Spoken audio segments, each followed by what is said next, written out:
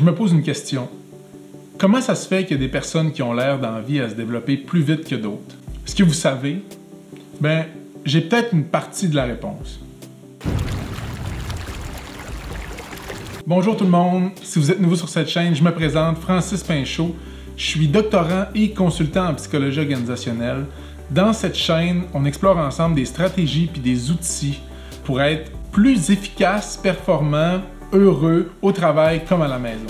Aujourd'hui, dans cette vidéo, je vais essayer de vous présenter comment on se fait un plan de développement en moins de 2 minutes. Donc, avant de démarrer le chrono, j'aimerais ça vous dire à quoi ça sert un plan de développement. Un plan de développement, ce à quoi ça sert, c'est à développer nos compétences dans une sphère de notre vie donnée, soit au travail, soit dans votre vie personnelle, dans un temps donné. Pour y arriver, moi, ce que je fais, c'est que je me suis créé un template dans Notion que je vais essayer de vous présenter en moins de 2 minutes, que je vais vous partager dans la description de la vidéo. Comme ça, si vous avez envie de l'essayer, je vous invite à le faire. Donc, en 2 minutes, je vais essayer de vous présenter l'outil que j'utilise puis que je partage à mes clients pour développer leurs compétences. Je vais démarrer le chronomètre, puis on y va. Nous voici dans le Canva de plan de développement que j'ai développé.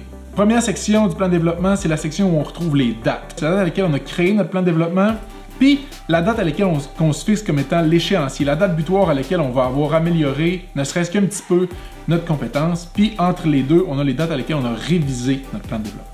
Deuxième section, les questions de réflexion. C'est des questions qui vont vous permettre d'effectuer une certaine réflexion introspective avant de compléter le plan de développement. Vous allez voir, c'est très aidant pour identifier ne serait-ce que nos forces, les compétences qu'on aimerait développer. Comme vous allez voir, je vais vous lire les questions. La première question, c'est quoi le principal point que vous aimeriez développer dans les mois à venir?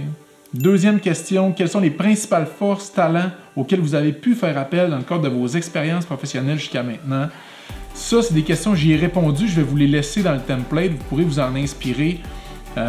Mais ici, on cherche à trouver des forces que vous avez pu déployer dans le passé. Quels sont les moyens les plus efficaces selon vous de développer l'aspect mentionné à la question 1? Est-ce qu'il y a des moments, des contextes dans lesquels ça va être plus facile pour vous de mettre en pratique les compétences que vous désirez développer? Quels sont les impacts que vous pourrez observer lorsque vous aurez atteint un niveau satisfaisant de développement dans la compétence à parfaire? Qu'est-ce qui va avoir changé? Qu'est-ce qui sera différent lorsque vous aurez atteint le niveau que vous désirez atteindre? Si vous avez dans le passé entrepris une démarche de développement, qu'est-ce que vous en avez retenu? Est-ce qu'il y avait des éléments qui étaient satisfaisants, des difficultés que vous avez perçues, que vous avez rencontrées, des apprentissages professionnels que vous avez réalisés? Ensuite de ça, c'est quoi les obstacles que vous anticipez rencontrer dans le cadre de la démarche que vous démarrez maintenant avec ce canevas-là, avec ce plan de développement-là? C'est quoi les stratégies que vous allez pouvoir mettre en place pour faire face à ces obstacles-là?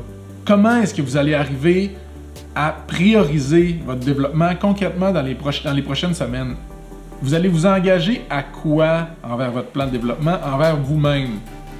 Et la section suivante, c'est le plan de développement proprement dit. C'est un petit tableau dans lequel je vous invite à indiquer c'est quoi la compétence que vous désirez développer, pourquoi, qu'est-ce qui vous a motivé à décider de développer cette compétence-là, quel est votre objectif SMART pour y arriver, quelle stratégie vous allez privilégier, qu'est-ce que vous allez faire concrètement pour être capable d'arriver à le faire.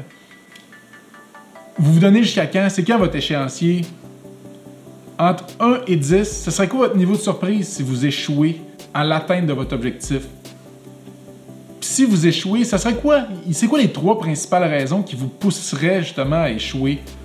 Ça, ce qui est intéressant quand on nomme les raisons pour lesquelles on échouerait, ben, ça nous permet de contrer ça en les ayant en tête tout le temps. Ah là, je me dirige vers l'échec, je ne vais pas faire ça. Qui pourrait vous aider puis comment? C'est tout le temps pertinent de trouver une personne qui peut vous pousser un peu dans les fesses ou vous donner un petit coup de pouce pour améliorer vos compétences. C'est une personne qui va vous tenir responsable de votre engagement envers vous-même. C'est quoi vos indicateurs de développement? Des indicateurs concrets qui vont vous permettre de dire « je me suis développé » ou « je ne me suis pas développé ». Par exemple, sur 10, est-ce que vous êtes à 2 sur 10 ou à 10 sur 10 dans le développement de votre compétence? Quelles sont les actions à mettre en place rapidement?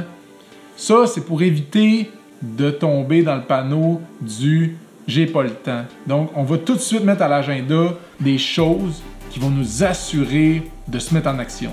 Puis, est-ce que vous avez identifié des forces qui vont vous aider à la question 2 J'ai juste mis un crochet. Si vous en avez identifié, cochez-le. C'est juste le fun de savoir qu'on peut cocher quelque chose.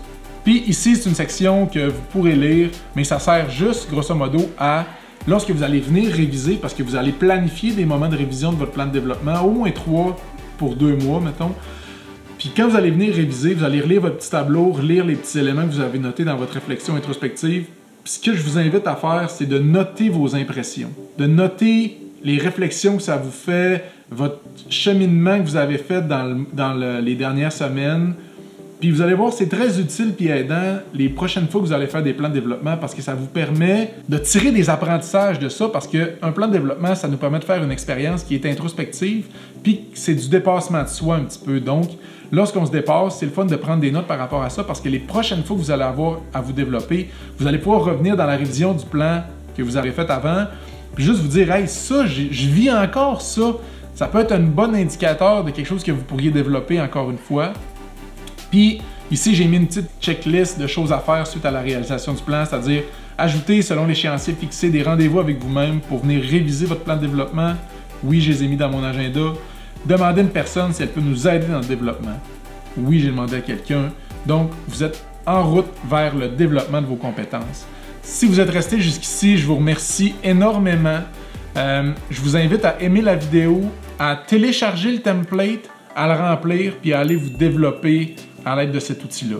Je vous invite aussi à partager la vidéo si vous avez trouvé que c'était utile. Puis je m'excuse, j'ai fait 6 minutes avec une vidéo qui aurait été censée en faire 2.